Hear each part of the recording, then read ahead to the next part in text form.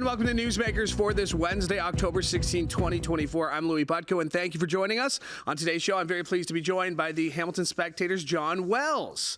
A native of Montreal, Wells graduated from Carleton University with a master's degree in journalism and quickly made a name for himself on the crime beat and in true crime research. His reporting has won 4 National Newspaper Awards, 23 Ontario Newspaper Awards, including Journalist of the Year for his series Sniper on anti-abortion killer James Kopp.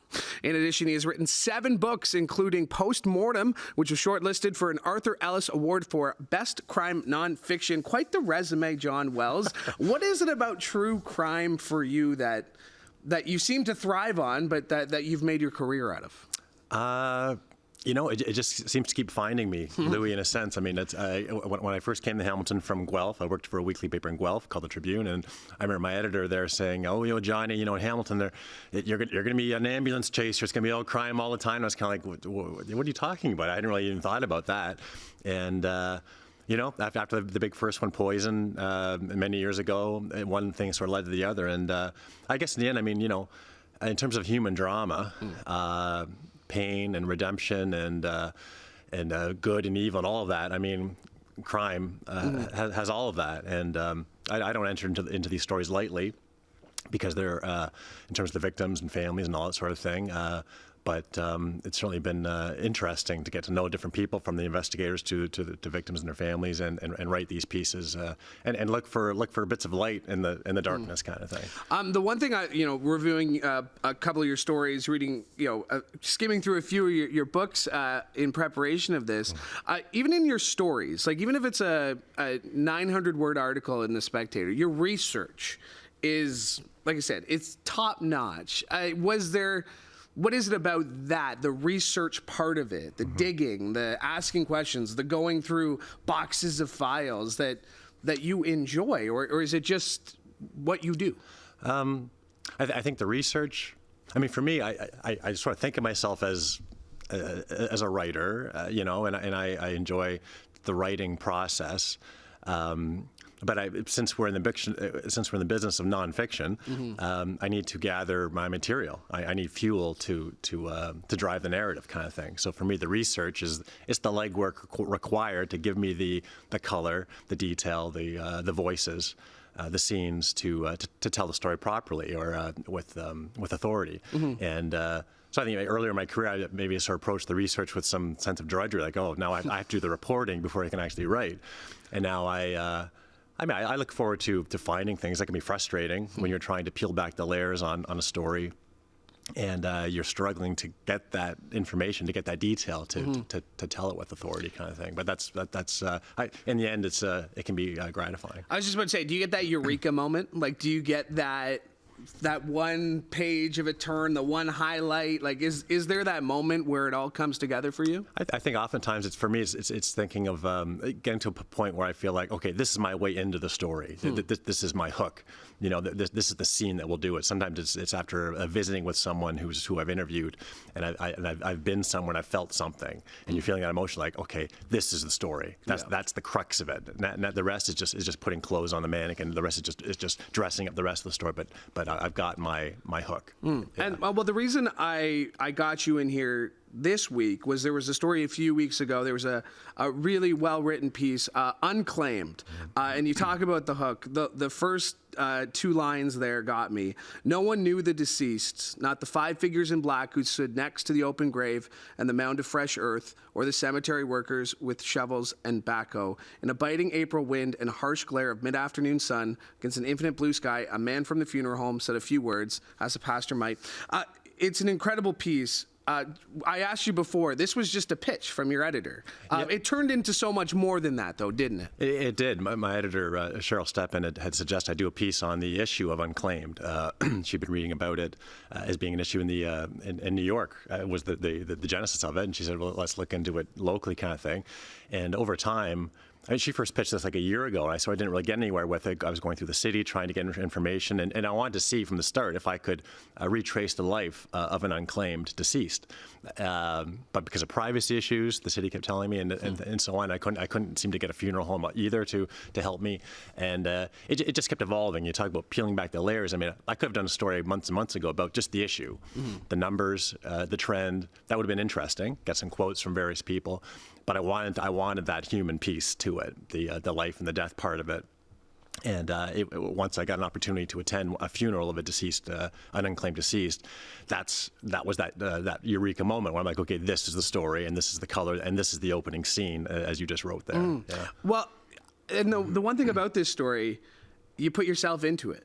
I'm sure not by choice, but through the process of finding out about this person, you were invited to be a pallbearer. As a journalist, I have to imagine it was a choice for you, a difficult choice, to have researched all this and then to put yourself in the story. What was that process like? Was there do I do this? Do I include this part? Because we journalists sometimes don't want to put ourselves in the story. It's a great point, great question. I always hesitate in my pieces, my long pieces, in going first person and inserting myself in the story that way. And in some recent features, I did a big piece on a hitman a couple of years ago, and now this Unclaimed. My editors have urged me to put myself in the story, And I mean, I think sometimes going first person is the best way to tell a story, and many times, usually, it's not the best way. But in this case, I felt it was. Once I got the invitation to attend the funeral and to be a pallbearer, which I hadn't been expecting that. I didn't ask that. I wasn't like, oh, can I be a pallbearer, please? The funeral home director, Julie Brown, suggested that. And on the phone, I was like, I sort of paused, and she's like, Jon, we're all human.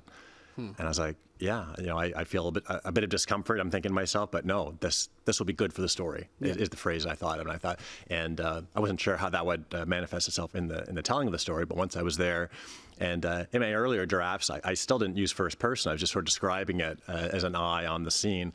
But my editor suggested, go first person to let the reader know this is you. You're the pallbearer right from the start. I was going to reveal that sort of at the end, and it's a long piece, so that I kind of reveal it at the very start. And it becomes the different layers to that story. There's the issue part of the story that I tell, and then there's the narrative of the unclaimed deceased, Bob Nelligan. And my experience with that. And so I kind of sort of open with that. We go to the issue, we come back to Bob, and then we close it with the casket being lowered into the earth. And that sort of provides a closure to the story and to Bob's life. I mean, the retelling of it, like you said, because it was just, it was a simple 2-line death notice, right? And you included that in the story. And it became so much more than that in the telling of Bob Nelligan. Yeah, and that was talking about investigating research, the Eureka Moment, where I heard his name when we were at the funeral, at the burial, and so I had a name. I saw the death. I found the death notice. No information other than his name, and so then from there, I knew nothing about him. I was Googling, I was Facebooking. I couldn't find anything about this guy. He died. He had no Facebook account. I couldn't find family. It was only by going through some old city directories that I found an address for where he lived. I called a couple of places. Ultimately, I got this woman on the phone who was his widow. They were divorced years ago, but she had been married to him. And that was the moment I thought, wow. And then Sandra, I quote her in the story. She was wonderful. She was very open, very honest, and I went from having sort of threads of a story and threads of his life and little bits and pieces of the picture to really sort of coloring in the whole picture.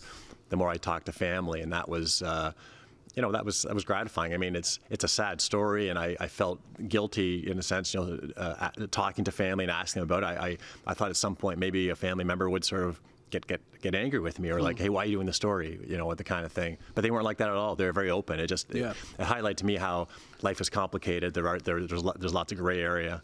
And that's all part of the story too. Yeah. Well, even you talked to Jay, and you talked about the feelings he had afterwards and how he felt rushed by the decision, once he heard from the coroner that we can take care of this for you if it's something, and then he sort of felt like he regretted that decision. Yeah. I'm sure this article gave him a lot of peace, but when you write something like this, how long does it stick with you? Like, I mean, a lot of your stories are these very personal retellings of very tragic events. Like, how long do these stories stick with you? Forever? I think that they always do.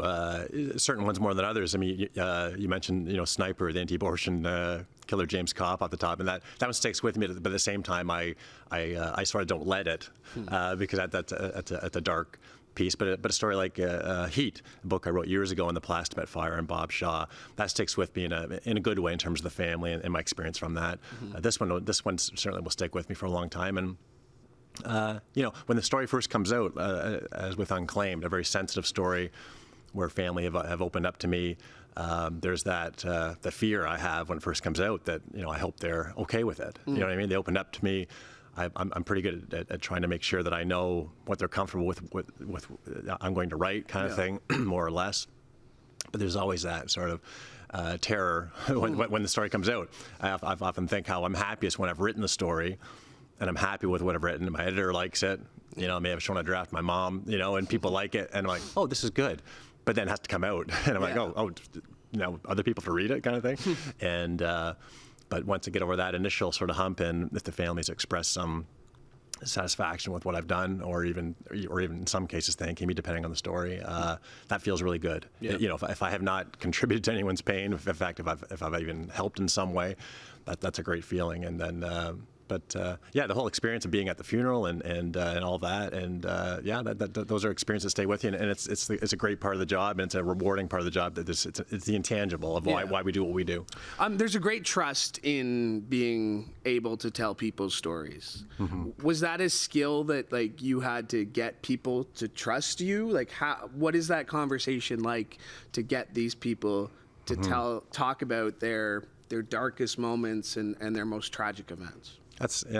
I mean, I've been told on occasion I'll be interviewing someone and they're kind of spilling their guts, and they're like, "Oh, I've never sort of told anyone this before," or "I'm surprised how much I'm telling you." I have a crime story coming out in a couple of weeks where the woman, she was in tears and she's like, "Oh, I can't believe how much I'm going on here."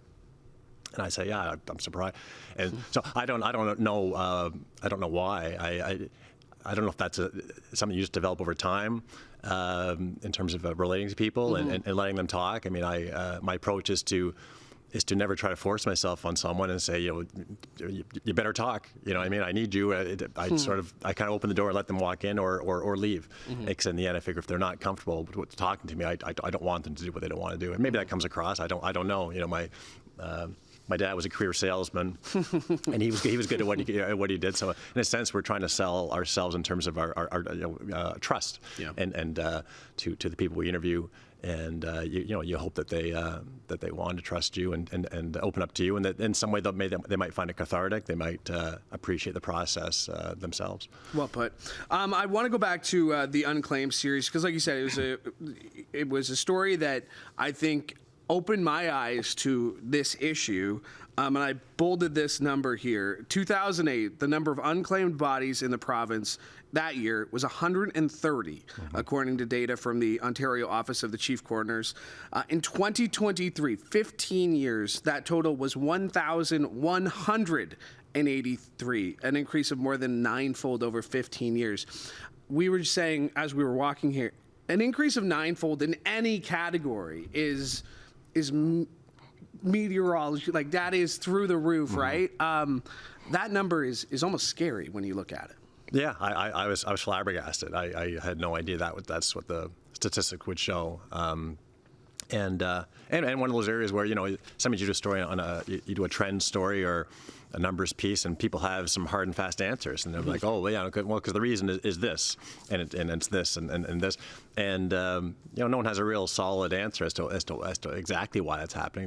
The chief coroner who I interviewed just lamented it, said he wasn't sure. He talked about people living more in isolation now than they used to, and certainly that's got to be part of it. And people who aren't generations ago, if someone had mental illness or so on, or they were and they were living in a family home, but they were never sort of abandoned, and there's more of that now. And then in terms of financial pressures on people, and the role of religion, faith in the culture, I think, in terms of the sanctity of the dead, in terms of how we see that, and because there's different traditions for what we do with the deceased all around the world in different cultures, and so that keeps changing too.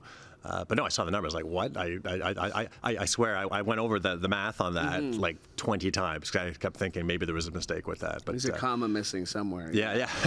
No, exactly. So no, it's incredible, yeah. And it was a great story, and it's the reason we brought you on here today. So thanks for diving into it. But you did catch my eye recently with another story, and that is on Kimberly Pullman, a Hamilton-raised woman who went into ISIL. She's currently on trial in BC. Tell me a little bit more about Kimberly Pullman and her story. Yeah, so I mean that broke. I've written about her now like several times over the last few years. That when it became it sort of became national news that that Canada had Canadians in this refugee camp in Syria trying to be repatriated back to Canada, and Kimberly Pullman was one of them. And the New York Times first reported this story, and they're the ones who first reported on Kimberly and said she was from Hamilton. So. I mean, this must have been 3 or 4 years ago. I can't remember. It was quite a while ago where the editor came to me and said, "Oh, she's from Hamilton. Let's do a story on her and find out what we can." I could barely find out anything about her or even confirm she was from Hamilton. And so I've done little update stories over the years. There was a documentary done on the ISIL brides, as they call them, or ISIS brides, and so I found a little bit more through the documentary a couple of years ago. And but this most recent thing, in the summertime, she's back in Canada, Kim Pullman, and she was for the first time formally charged with terrorism offenses. So that gave this story a new news peg to write a piece. So I did a brief story in July about these charges. And then started kind of trying to peel back the layers to find out more about her. And again, going through the city directories and finding some of her family out in BC, through Facebook and other avenues. Just kind of kept going down the rabbit hole. And so I did this piece that's sort of essentially kind of updating what I was able to find out about her and her family past. And her father went to medical school at McMaster, and they lived in the mountain. And so it's one of these things where that's a case where I did a ton of research. It took me a long time. I got in touch with 2 of her family members, so I don't name, but I got in touch to verify certain facts that I felt were true, but I needed the verification. So it sort of took forever to get some facts that I could essentially write a few sentences about some of these facts. But sometimes that's what you have to do. So I felt like I had to go, sort of run for miles in that just to get a little bit written on that. But in the end, it's and then got the court document about what the RCMP alleges about what she did there, and how she became radicalized.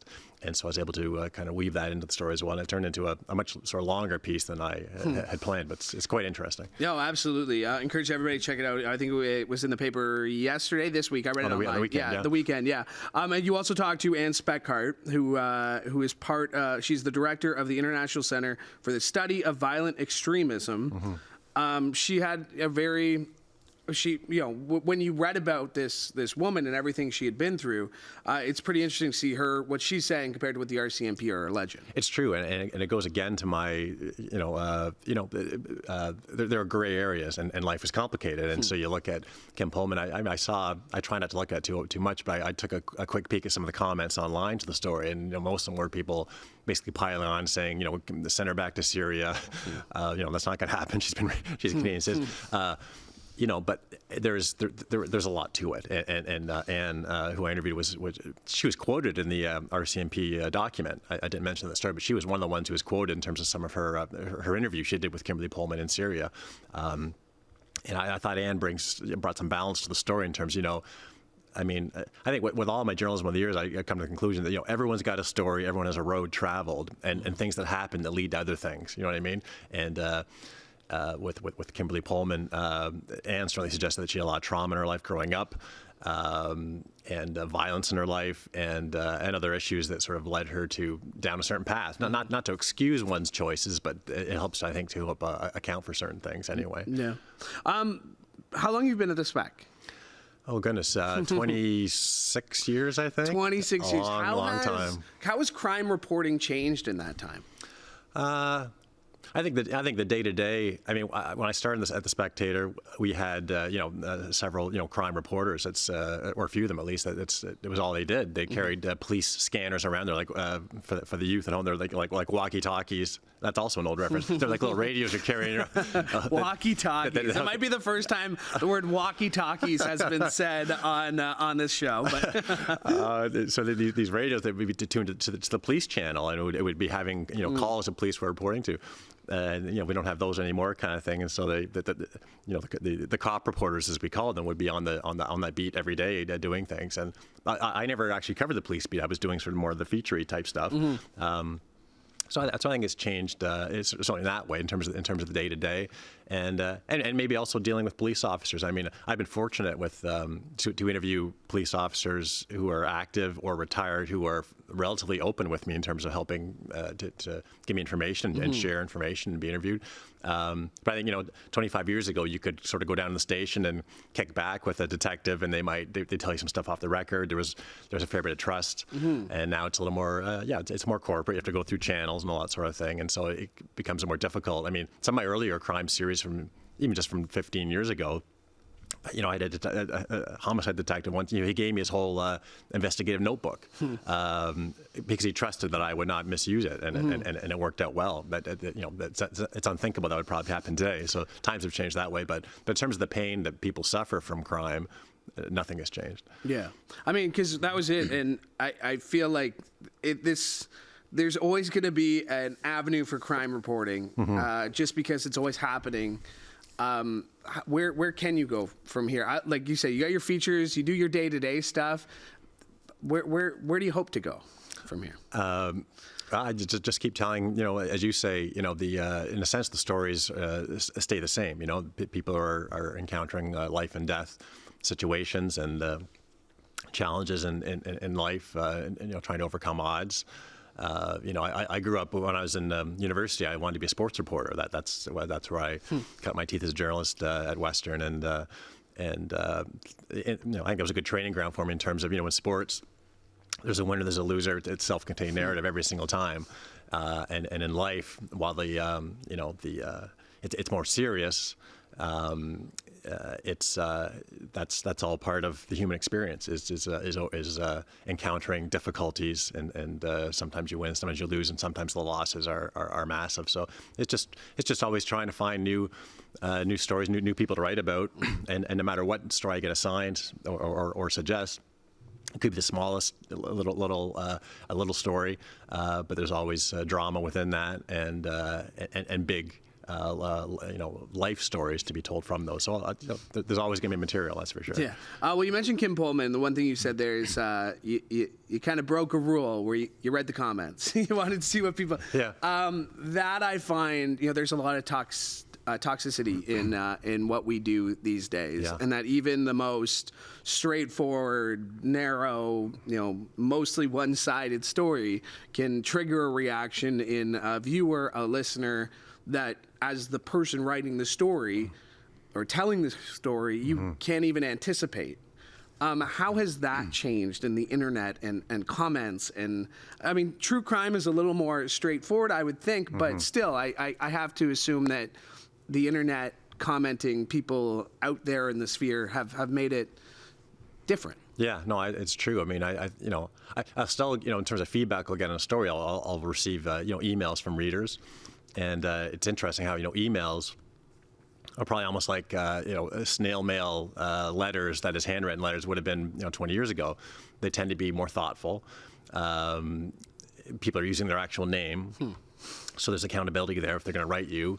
And they tend to be more positive. You get the odd negative one kind of thing. But whereas the online commenting where it's anonymous for the most part, it brings out sometimes the harsher instincts in people because they can just kind of say whatever comes to mind off the cuff, intrusive thoughts as they were, and so that's why I like to avoid looking at it to a great extent. Maybe just sort of look at the comments to see what is the gist, what's the thrust of the comments that are out there. So that with the Polman thing, I say okay, I get it. I don't need to read through all the stuff, but yeah, there's just a lot of negativity and. And certainly, I've been pretty fortunate to not encounter much of this, but I've had colleagues who have had, threats and really sort of nasty things, and it doesn't speak well of humanity sometimes, and maybe that's the human animal has always been like that, but just haven't had the outlet to express it to people, and now there is that, and I suppose it could cause younger people not to want to get into the business, and people have left, I think, as a result of some of that. And like I say, when the story of mine comes out, there's always sort of that bit of fear, like, oh, am I going to get some blowback? Is someone going to be angry with me? Did I get something wrong? Will someone think it's one-sided? But you have to just kind of, we have editors, we try to do our best and be as balanced as we can, and be as objective as we can. And I know in our newsroom, we strive for that. And no one can ever achieve perfect balance, but we try, and that's all you can do. So on that note, on the negativity and writing about true crime, give me something you're optimistic about in what we do and what journalists can have the ability to do. Well, I am optimistic. I think, when I talk about feedback, for the Unclaimed story, I received, perhaps 25 emails from people like that, which is a fair bit of email, and I'm optimistic when I read feedback from people on how carefully they're reading the stories and how thoughtful they are, and how there's an appetite for good storytelling and human stories. That the cynic might say, oh, people just want to have the listings of what the latest streamed shows are on Netflix or something. Let's just publish that, or what I mean, or and have there's a low regard for the audience kind of thing. But I think I'm optimistic about how much appetite there is for good storytelling and for solid journalism and for finding things out, and in an age where people consume so much media on social media, Facebook, social media, X, and various things, and it's. It could be a negative thing, the whole echo chamber effect. People are just looking to have their own opinions corroborated and so on. But I also think there also is a critical mass of people out there who want balanced information and solid journalism and storytelling about the human drama. And so I'm optimistic that, the Spec, we're still kicking and doing great work. CH, there's still a lot of great journalism being done out there, and still consumers out there who want to pay for that, and we have some younger reporters in our newsroom who are really go-getters, and they love the craft too. So there's plenty of I started the business like 25 years ago. I remember a friend of my dad's saying, "Oh, Doug," to my dad, he's like, "Oh, John, newspapers. That's a dead industry." And I know there's a kernel of truth in terms of the changes and decline in terms of circulation, but I'm still here. The Spec's still here, and I'm still enjoying it. So. Yeah, you mentioned the Spec, you mentioned solid journalism, and of course all those words come to mind. And we were talking, the changes that have happened. It's not the hustle bustle of a newsroom anymore, but the team that you work with, and you touched on it there, the up and comings, the Fallon Hewitts, the people who've been there forever, Nicole Riley. Yes. What makes that team special, despite all the challenges that have happened? You're still putting out a daily paper. You're still getting to do long-form research articles. What makes that team at the Spec special? I think there's still a great collegiality to the team we have, and whether it's meeting on Zoom or getting together in person on occasion to work together like we still do on occasion, even though we don't have a bricks and mortar kind of building. To me, it speaks to that a news team and a team of any kind is more than a facility, and it's about just sort of shared values and professional values that our group has. And you mentioned Nicole and Fallon and Kate and everyone else. There's these are journalists who have been have gone to journalism school and have been educated and take the craft very seriously and are fun people, and then the leadership from the top. Cheryl Steppen, our editor in chief, is a fantastic leader and inspires, I think, us to want to do our best kind of thing, and so no, it's a great team. It's still a fun group, and everyone's always really striving to do their best, and still take great pride in writing under the Spectator banner. I really believe that, and that's an intangible, and that's just something that's still there. And the results are right there in black and white and color, I guess we can say now, in the Spectator and what you guys do. Jon, I really appreciate making the time. A couple of great pieces to get to highlight with you. I'm going to have you back soon. You said you're working on something, so I'm going to have you back after that. That sounds good, Louie. Okay, perfect. Thanks, Jon. Thank you. All right, my thanks to Jon Wells for joining me today, and my thanks to you because we could not do the show without your support. My thanks to Justin Peeler for directing today's episode. And hey, while you're here, make sure you like and subscribe to CHCH Podcast so you never miss an episode of this show or any of the other great shows we have for you, including Sportsline with Bubba O'Neill, which you can catch Monday to Friday right here on CHCH Podcast. One more time, thank you for watching us from all of us here at CHCH. I'm Louie Butko. Have a great day.